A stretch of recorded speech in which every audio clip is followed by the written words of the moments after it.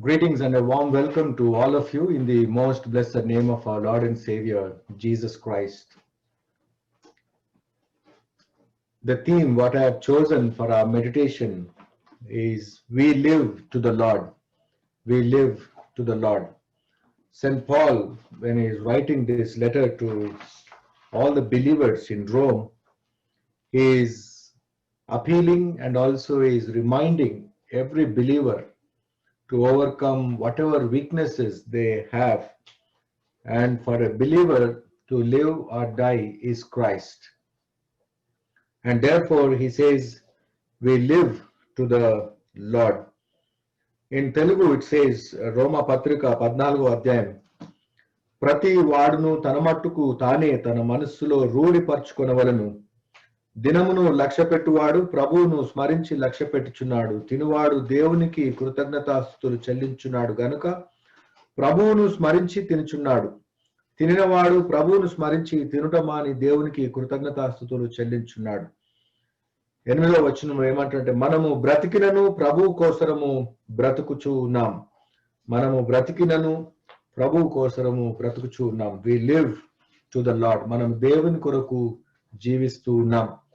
There are three things that I would like to remind from this chapter 14 verses 5 to 12. The first thing is that we have been asked to testify to God through our day-to-day habits, whether it may be food or dressing or your day-to-day routine. With that, you need to testify to God. And secondly, you need to live for God every day. Every day you are expected to live for God. And third thing is, we are here not to judge others. We are here not to judge others. So don't judge others. God is loving us so much, and in our day-to-day life, we come across immediately is our family members, or then through our Zoom, our work from home, our colleagues, and school children. They are able to see their friends online, and they're able to see their teachers over Zoom or Teams or whatever media is. And we have been expected to live for Christ. Last week, we have meditated from Romans chapter 12, where Paul is appealing that we need to live like living sacrifices. We need to be prepared to sacrifice for God. And also later, we have also focused on the love of God for the humanity and God's expectations from each believer.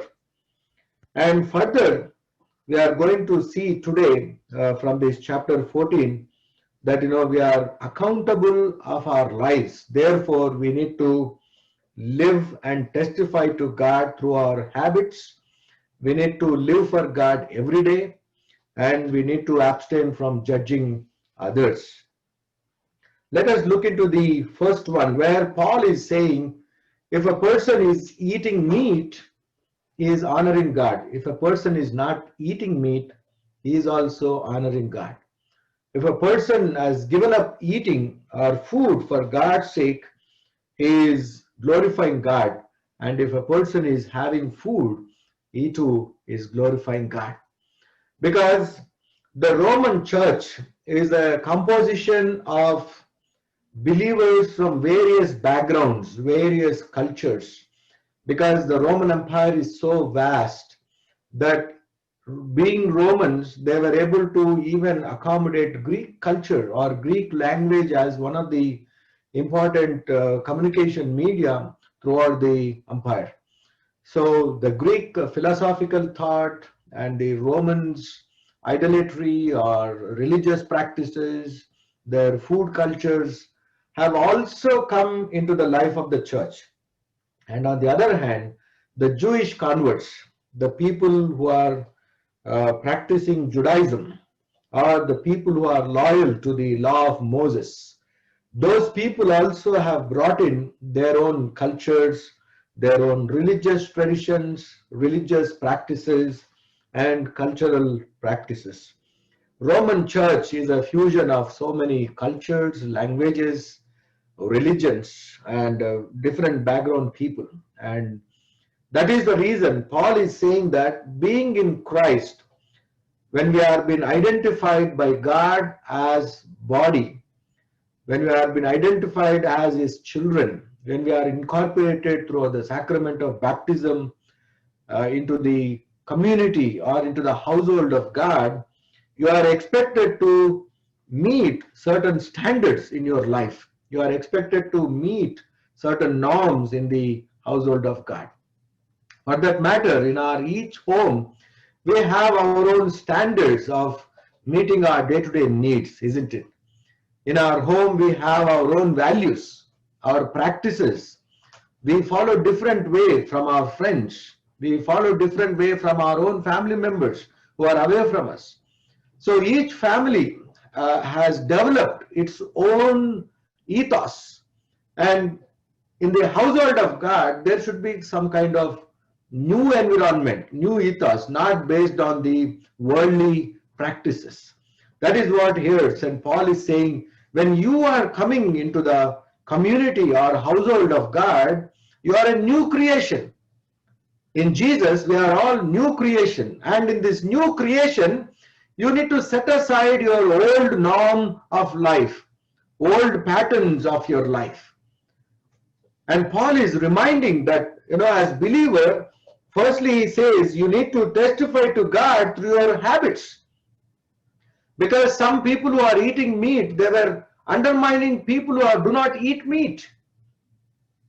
And Paul is saying that whether you are eating or not eating, whether it may be because of abundance or because of poverty, you need to remain faithful to God.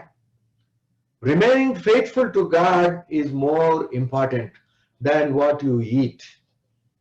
And also he says that, one person may be eating royal food, or one person may be eating a poor man meal. One person may be in sickness and one person may be in health.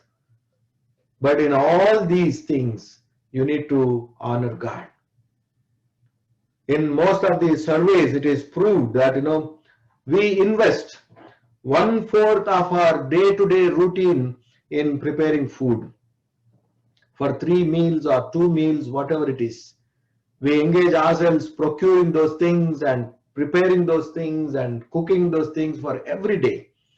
We spend about in 24 hours, maybe about like 4 to 5 hours or 6 hours sometimes.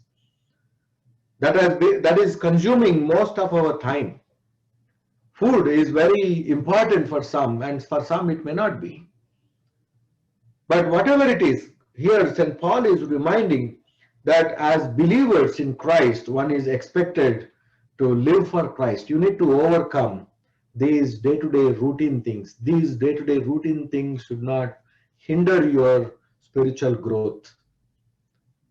These are not the norms to compare with one another and say that, oh, I'm a vegetarian, therefore I'm more closer to God. Or I'm a non-vegetarian and therefore I'm very closer to God. We are all fond of different varieties of food, isn't it? And we explore that where good food is available, best food is available, and in whose house best dishes are made. We do remember those things. But based on those things, we are not supposed to judge a person. Based on those day-to-day habits, one should not evaluate a person's spiritual life. ఒకరి ఆహారము పద్ధతులను బట్టి వాని యొక్క విశ్వాస జీవితమును మనము judge చేయకూడదని పౌలు ఇక్కడ జ్ఞాపకం చేస్తూ ఉన్నాడు.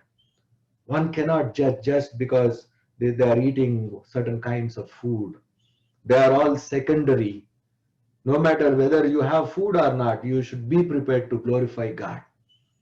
In our marriage promises, we say, in sickness and in health, for good and for everything, I am going to be with you. Likewise, we need to pledge with our Jesus Christ, who is the groom of the church, where we need to pledge ourselves and make a covenant in abundance, in poverty. I am going to be with you, Lord.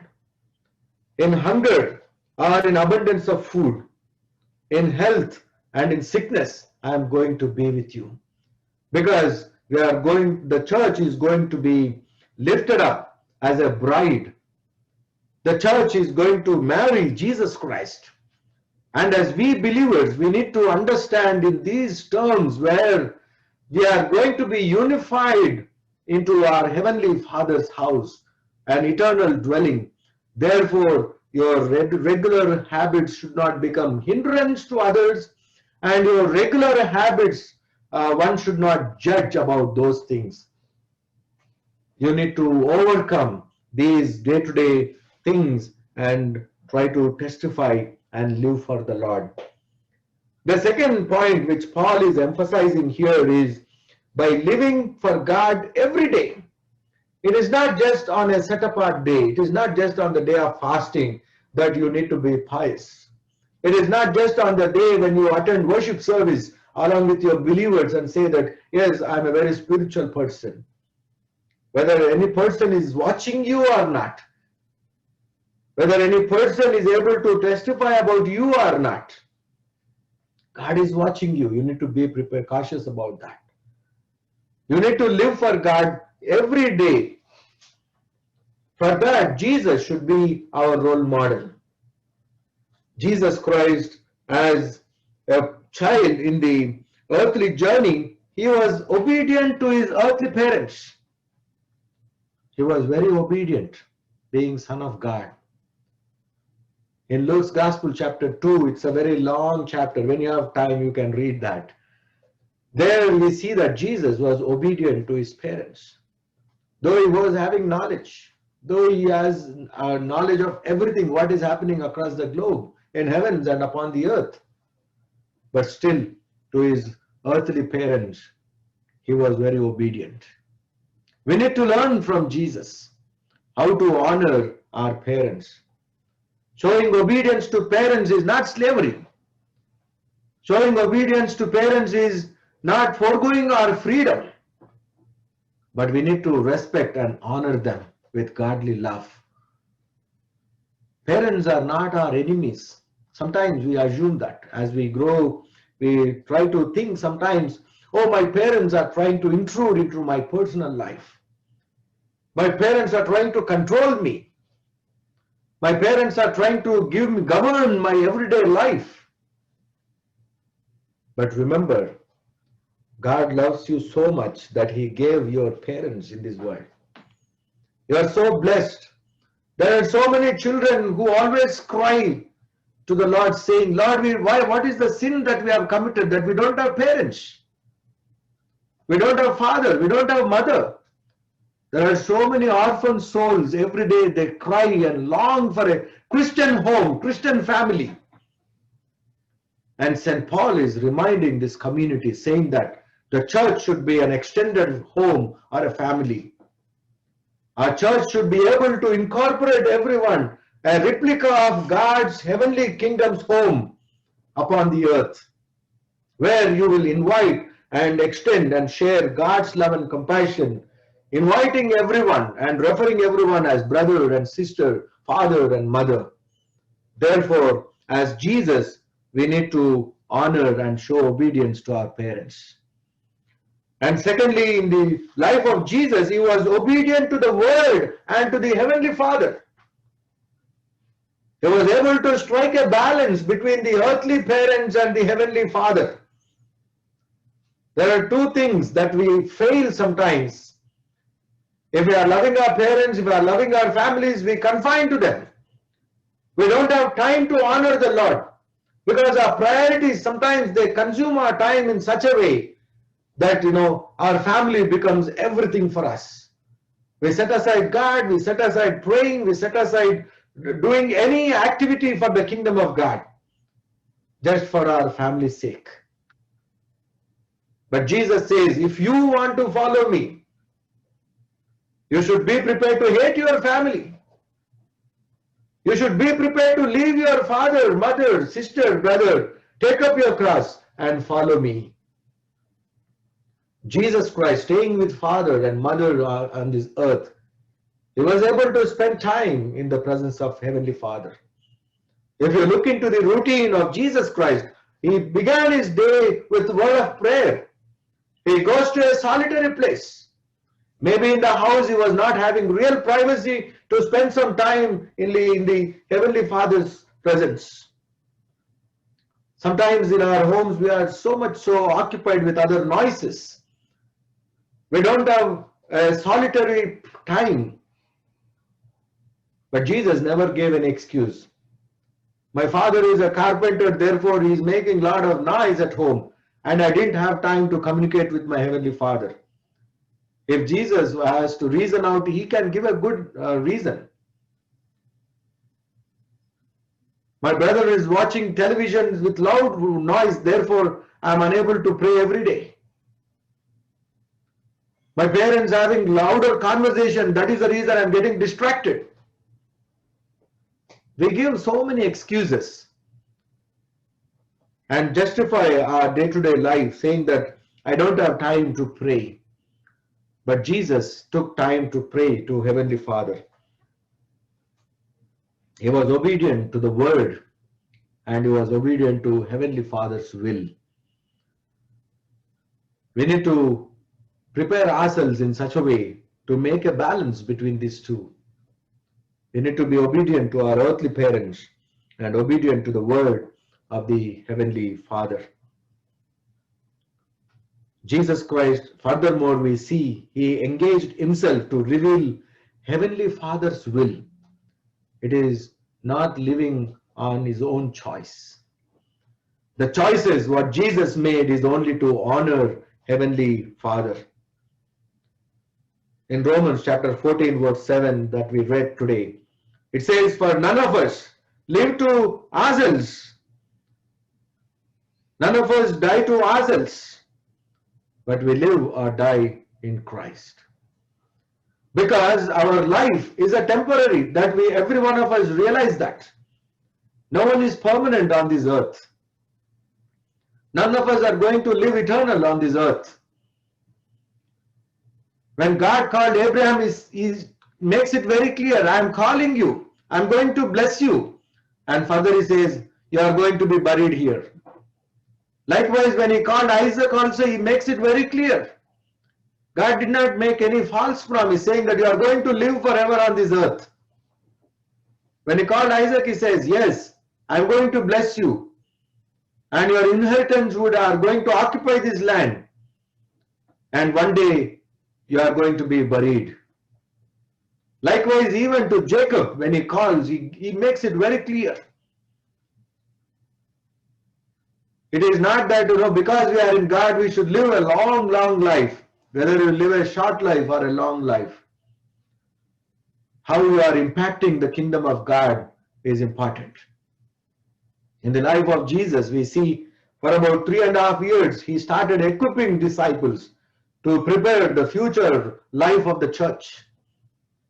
He equipped people for the kingdom of God. During his life journey, he engaged himself to reveal the love of the Heavenly Father. That is the reason he spends some time with his disciples. He spends time with the crowds, equipping them, teaching them what it means to follow Heavenly Father, what it means to be part of Kingdom of God, what it means to follow Jesus Christ.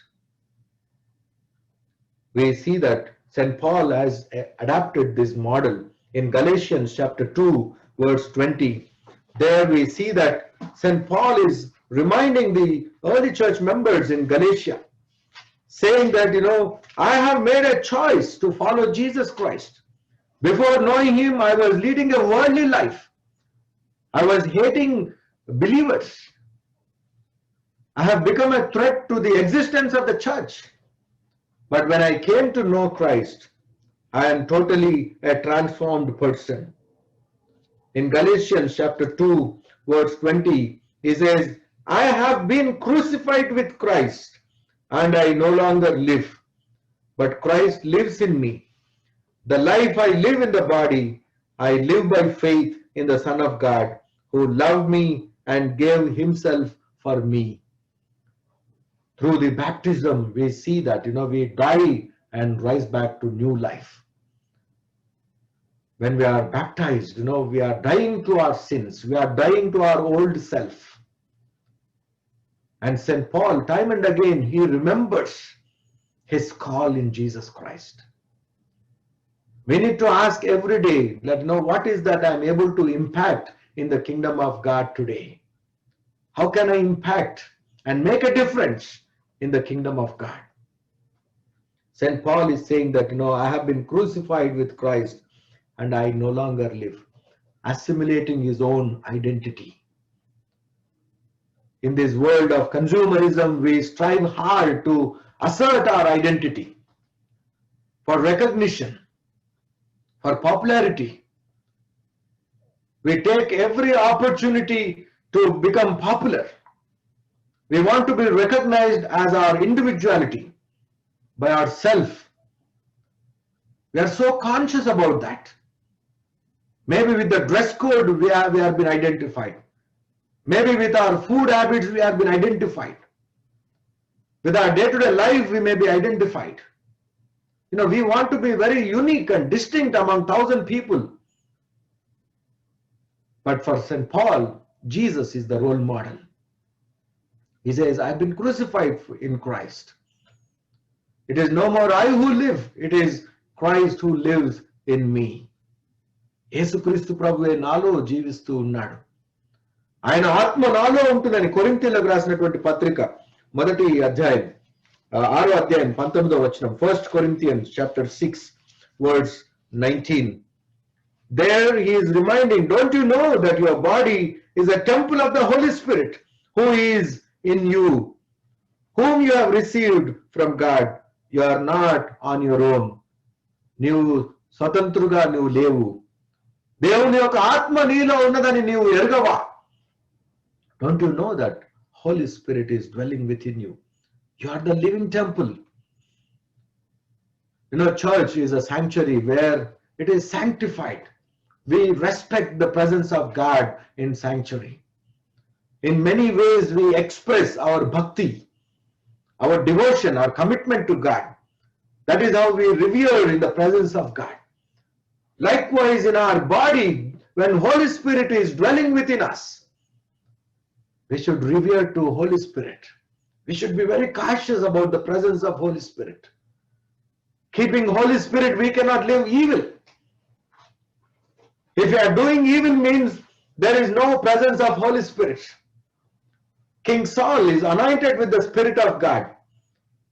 When he started a worldly life, when he started taking vengeance on his own son-in-law David, when he set aside God in his life, Holy Spirit left him and evil spirit caught him. And he started and behaving like an evil person. As an evil person. In our day-to-day life, we need to be prepared to ask ourselves every day, is Holy Spirit within me or not? Am I doing holy things or not? Am I honoring the Holy Spirit which is within me? God has given us such a blessing, such a wonderful opportunity to live within us.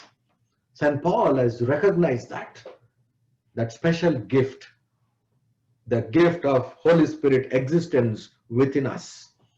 Therefore, we need to live for God every day. As how Job, whether it is for good or bad, he testified to God. Whether it may be poverty, whether it may be a bad news, losing all the wealth, property and his children, whether it may be ill health, one need to be prepared to live for Christ. Because in this flesh we live temporarily and we are going to live with our Heavenly Father permanently. The third aspect, what we see in this Romans chapter 14, 5 to 12 is do not judge others. Do not judge others. There St. Paul is saying, don't judge, don't be judgmental. We are very good in judging others, isn't it? And we go to any extent of proving our judgment is correct. Our observation is right. We always try to assert that. Jesus Christ gives us so many parables about not to judge. In Matthew's Gospel, chapter 18, verses 21 to 25, there was a question which Jesus Christ is addressing, that we need to forgive others. When we forgive others, then you will not end up in judging others. Peter asked, Lord, I know 7 times I need to forgive. But Jesus says, no, that is not sufficient. In Mark Gospel chapter 11 verse 25 it says, 77 times in a day. We need to ask a question to ourselves. What is the recent time or day that you have forgiven your brother or your sister? Do you remember any time of your life journey that, yes, for this reason I've forgiven my parents, I've forgiven my brother, I've forgiven my sister, I've forgiven a person who has really done very bad to me? Did you ever do that? We need to ask ourselves, because forgiveness has become a rare commodity. Our tolerance levels are really going down every day. Our frustration levels are going high every day. Staying home is also a frustration. Working from home also has become a frustration for us. Attending school has become a frustration for us. And Jesus Christ is saying that, you need to forgive everyone. Before sun goes down, you need to forgive that person and then go to sleep. You cannot please God by giving offerings without forgiving your own brother or sister. If you remember that if you have enmity or disagreement with your fellow brother and sister, you leave your offering there, go reconcile, then come back and give your offering. In some of the other world religions, we are observing that, whatever you do in your life, if you give offering to God, your sins would be forgiven. But Jesus Christ is teaching a new way. The new way is, I don't want your offering. I don't want your wealth. I don't want your resources. Because I am the source of everything. I am the one who is giving you. Therefore, you cannot please me with the worldly things. What does the Lord require of you? To seek justice and have mercy. And Jesus Christ is teaching his disciples, you need to forgive your brothers and sisters. In Luke's Gospel, chapter 17, Lukas Suvarta 17వ అధ్యాయం, in 3rd verse, 3వ వచనం, if your brother sins, rebuke him, and if he repents, forgive him. If your brother repents, you need to be prepared to forgive. Sometimes our hearts become so hard, we don't want to forgive. In some of the conversations, I overhear from the Christian families saying that I cannot forgive so and so person in my life. Even if I die, I don't want that person to come.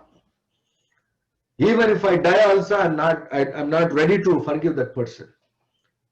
Such a stone-hearted life. But Jesus Christ is reminding us through his word, we need to have the heart of Jesus Christ, because we received forgiveness.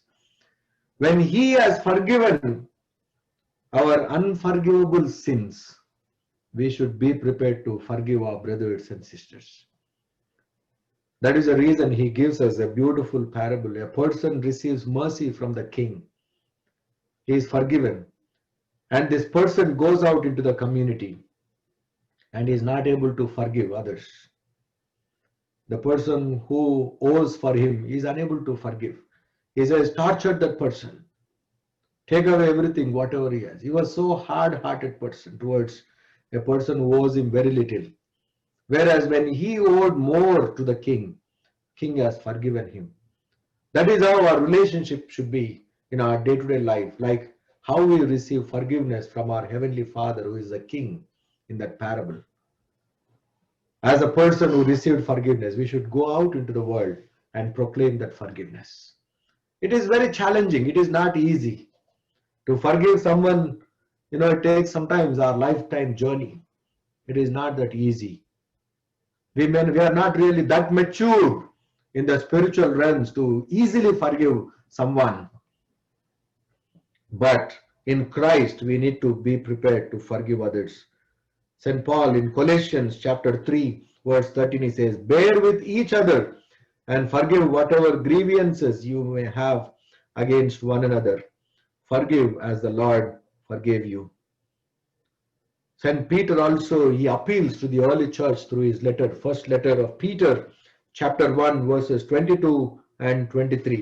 పేతురు రాసినటువంటి మొదటి పత్రిక మొదటి అధ్యాయం 22-23 వచనం. Now that you have purified yourself by obeying the truth, so that you have sincere love for your brothers, love one another deeply from the heart. For if you have been born again, not of a perishable seed, but of imperishable, through the living and enduring word of God. We serve a living God. We serve a God who is going to make us live with him forever. A God who has given us that great honor and opportunity. Today, we need to ask ourselves that, are we living for the Lord? For whose sake are we living? We are making our living for ourselves.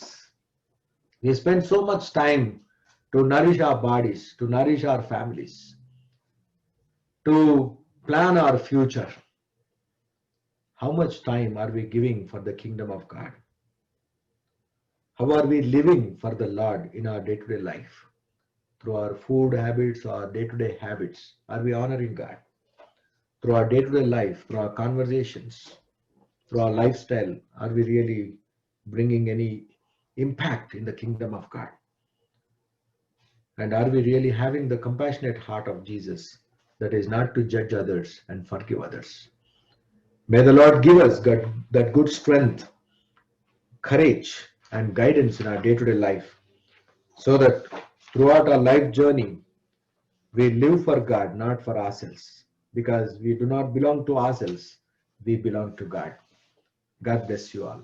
In the name of the Father, and of the Son, and of the Holy Spirit. Amen.